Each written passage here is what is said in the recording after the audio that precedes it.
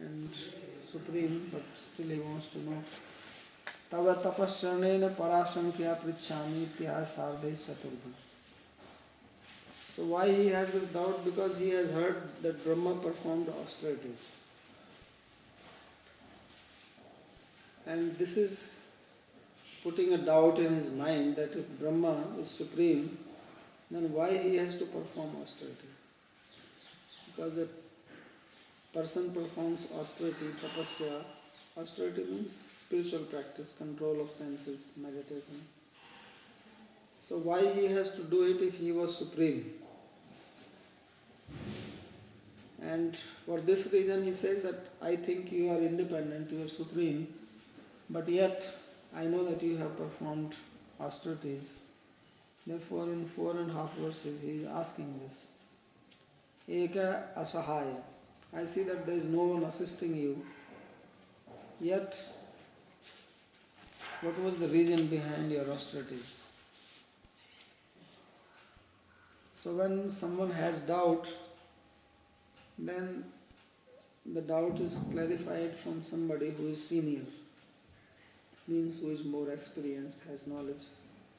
And for this reason, Narada is approaching to Brahma knowing that he is the first person in this universe.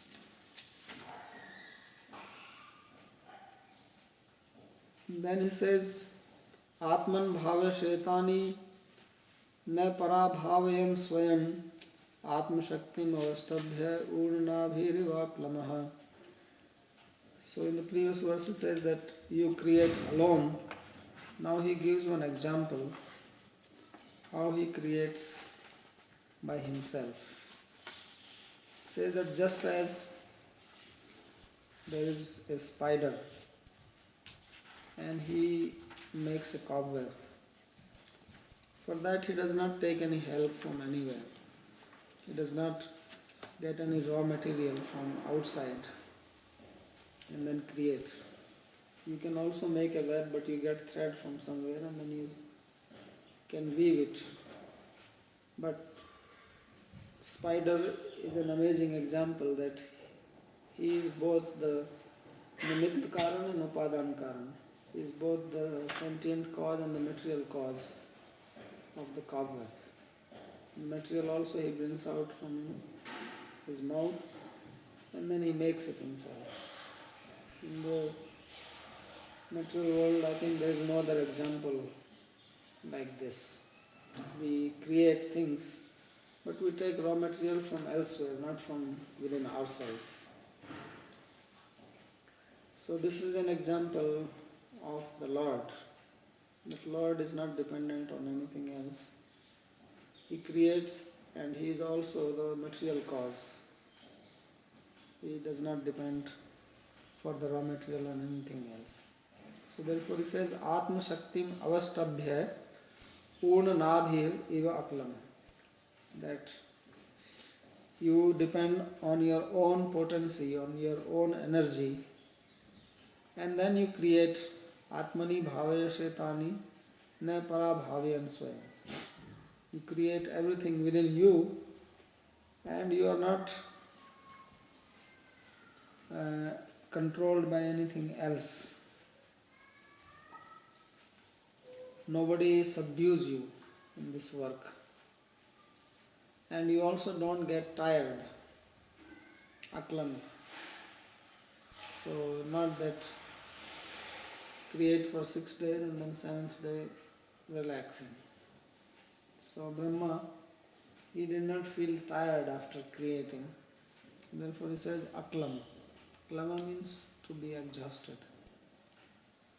So just as the spider, he goes on making, you break the web and then he makes another. It just flows naturally from his mouth. He has an industry inside. Sometimes you see the magicians and they start pulling out some rope from the mouth and then it keeps on coming. So of course they are only doing a trick. The rope is not coming from his belly, but in case of the spider it actually comes from inside his belly. And he is not exhausted by this. Not that after that he feels depleted that I lost my energy. So Brahma is like that. Atman Atmani adhisthane bhaveshe palayasi. So you create and then you protect them within yourself. Tani ne parabhavayan anyata parabhav prapyan. And there is no one who subdues you. Yatha urnanabhir atmani eva shakti avastabhya srijati tadvat. So just as a spider creates with his own potency, like that. Aklama samrahita. And this is not a hard labor for you. Naham veda param hi asmin na param na samam vibho nama rupa guner bhavyam sadasat kinchid anyataha. Says, my dear Lord, I do not know anybody else who is superior to you or equal to you or something which is beyond you. Says, whatever is the cause and effect which can be imagined by name and form, it is all within you. Nothing is transcendental or superior to you. Tasmad aham tu asmin jagati paramam uttamam aparam adhamam samam madhyamam cha tatrapi na manusyadi rupam dvipadatvadi guna shuklatvadi tair bhavyam sadhyam tatrapi sadasat sthulam sukshmam cha kinchit api annato naved kintu tvatta sarve bhavati. Says that everything is coming from you, whether it is big or small or medium, cause or effect. All you can think of by name and form is a manifestation of your energy. And I don't see anything which is superior to you. So please let me know what is the source of your energy and how you do it. And now he speaks about his doubt, because he is also doubtful. That sa Bhagavan acharat ghoram yat tapah susamahitah tena khedayase nastvam parashankam prayachasi. Says that one thing which disturbs my mind about you, and that is that in the past you performed very intense austerities. The amount of austerities which Brahma performed, no one can do that. Because as soon as he was born, he tried to know about the universe, and when he failed, he only heard the words tapa, tapa 2 times. And then he did tapasya, austerities, for 1000 celestial years. So he says that when I think about it, then my mind becomes disturbed and doubtful. And for that reason I am asking you that how is this that you are not assisted by anybody, you create, you are the first person we know, and yet you are performing austerities.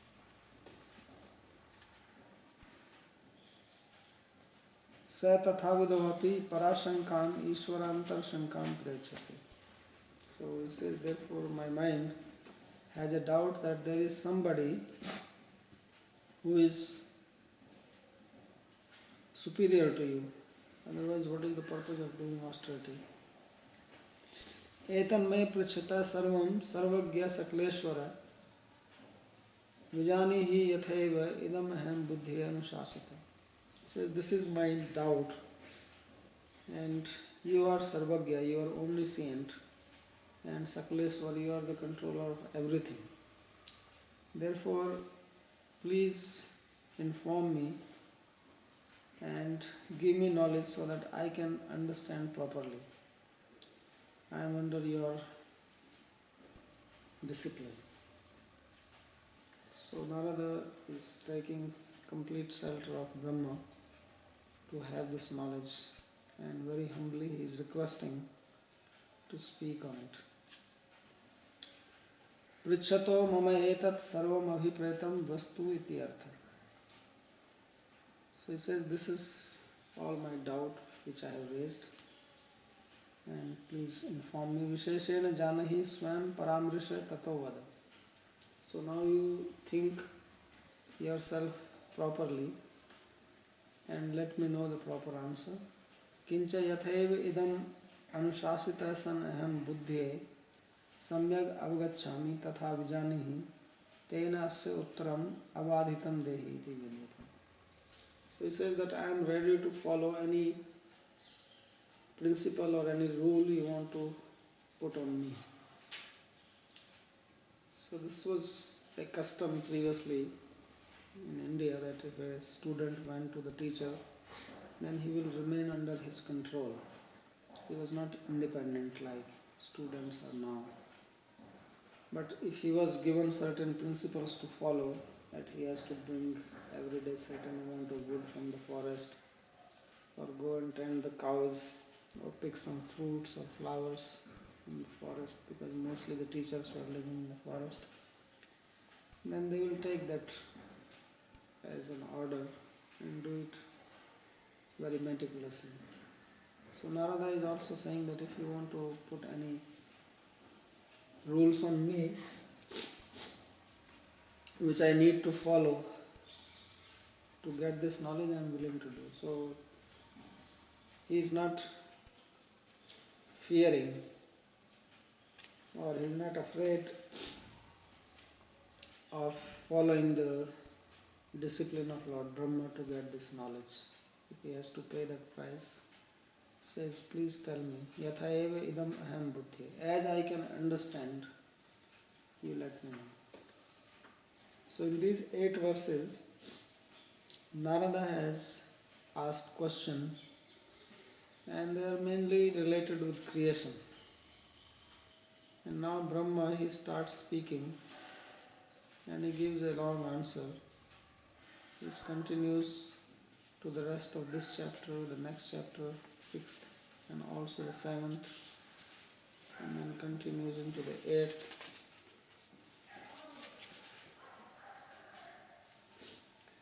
And then it will come to the 9th, where the story about Lord giving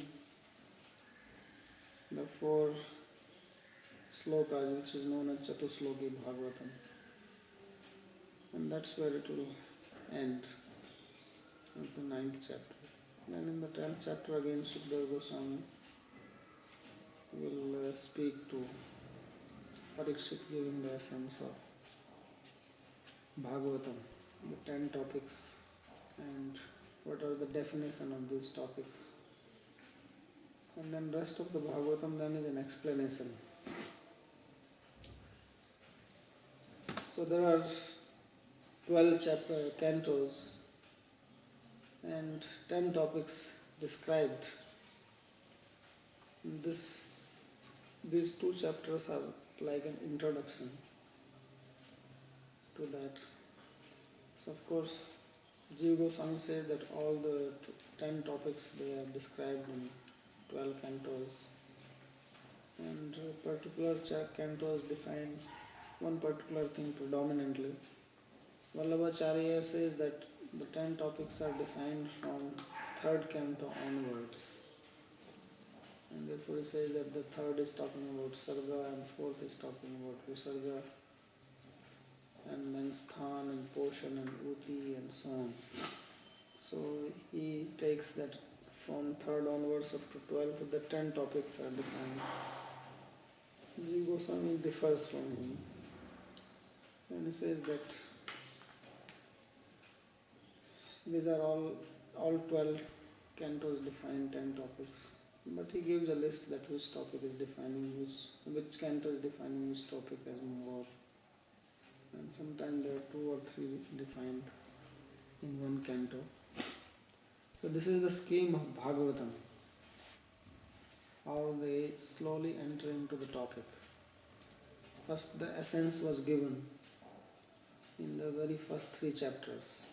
That was the essence, how pure devotion is the essence and how it can be attained, and the various steps. and examples of the sages and the list of avatars was there. And then it was more developed. And then in this canto, there is further talk. Now slowly more details are coming. So about creation, something Brahma will talk. And then more detail will come in the third canto. There is a dialogue between Maitreya and Vidua. So they will define more detail.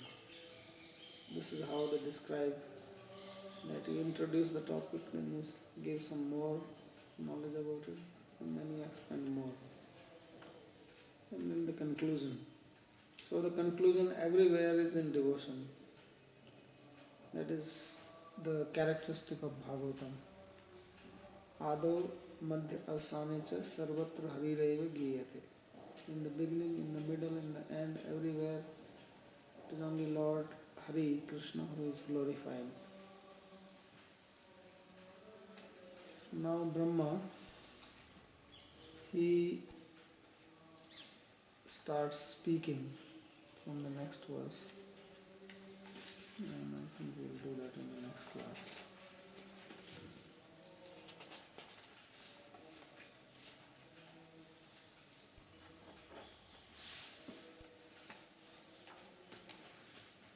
Any questions? I have no less than 3 questions. The first one is, you said that Brahma is called Vidhi because he knows the future. Yeah. Now Vidhi, the word Vidhi also means fate. Does that mean that Brahma is the presiding god of fate, or is it the same, to know the future and to be fate? Or is that coincidence? No, because fate is something which is happening in the future. That means it's identical. Yeah. The next one is, you said that the spider is nimitta and upadan karan. He provides the raw material of the web and the construction work as well. And the person who is constructing it. Yeah, right. So, but isn't that in the creation of the universe differently? Because maybe Krishna provides the raw material, 25 elements, but Brahma is actually doing the work. So why then the comparison with the spider doesn't seem to be in place? Because Krishna also manifests himself as Brahma. I see. Brahma is not independent. He expands, he was listed as one of the avatars previously, Guna avatar. And Krishna also gives him knowledge to do it. And he will speak it now. Because Narada has established as a Brahma is supreme, although he has a doubt also simultaneously. So now Brahma will make it clear. And why it is being said like this? Because this is one of the problems about Indian culture or Vedic culture, and especially at present, that people are very much confused about who is supreme. Or is it that there is one God or there are many gods? And outside India, most people think that Hinduism is polytheistic. So all this thing is set up in such a way, this is one of the reasons why Narada is asking this question. He is like a representative of a common man. But that, so then that means that the doubt was always there, not just now? Doubt is always there. Even Narada had this doubt. So why the doubt is always there? Because first of all, when we see things, we don't understand. And then when we read things, they are also spoken in different ways. And they are spoken in different ways because people have different modes of nature which are appealing to them. They have a particular nature and the particular nature appeals to them. So they become attracted to a particular deity, particular form. It's like now Ganesh is becoming very popular in the West. And I'm very curious about it. That of all, why Ganesh?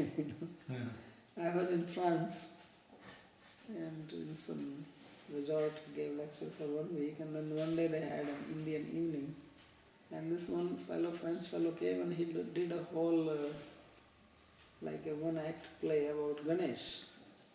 And I was very surprised, he was telling stories. Of course, it was all in French. And they had a huge poster of Ganesh, and everything was like about Ganesh.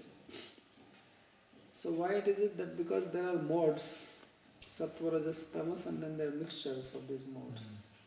Only thing is that I want to find out that which mixture actually appeals, or Ganesh attracts which kind of mixture of this mode.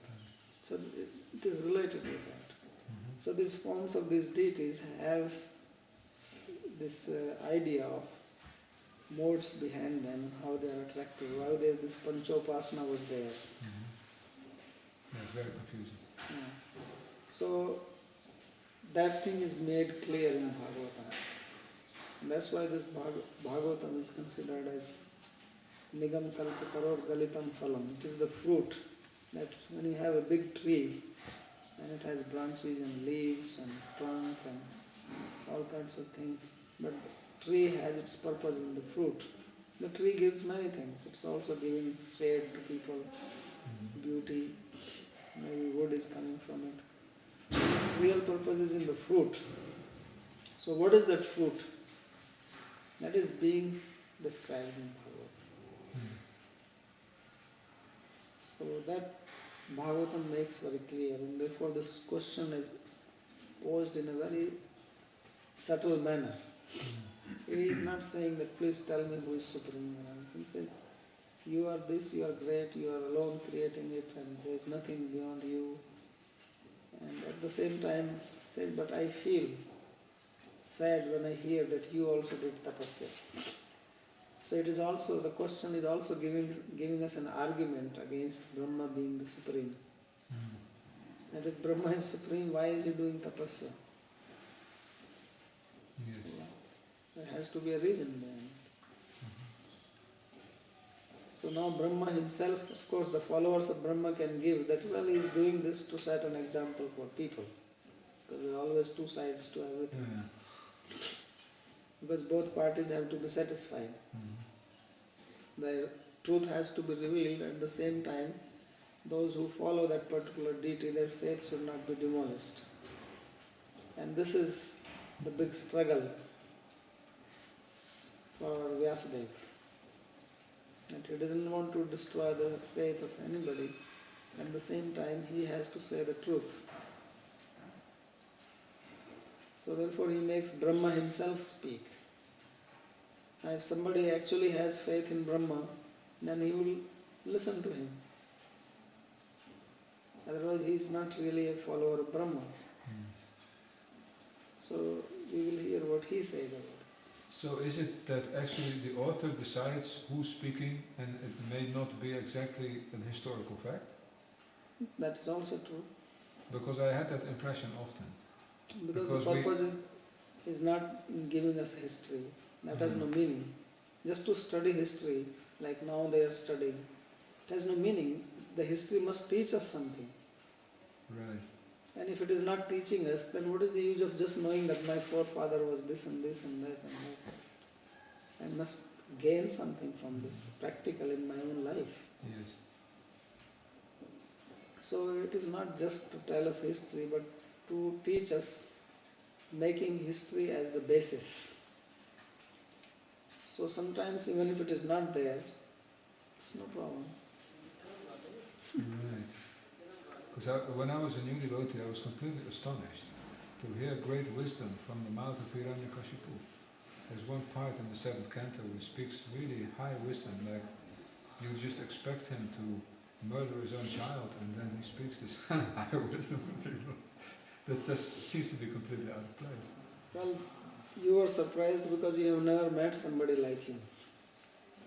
But actually, if you meet some of these big mafias in India, I tell you, they know very good philosophy. Yeah, that's true. And they will speak very nicely to you, and if you hear them, you will not think that this guy is a crook like this. I can believe that he can be like this. Yeah, that's true. So, it's very amazing.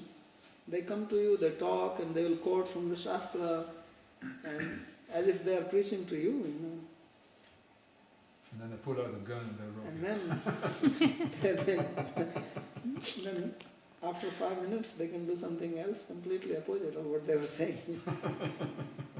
So these are not ordinary crooks, I have one final question. You quoted the verse Ado Antyat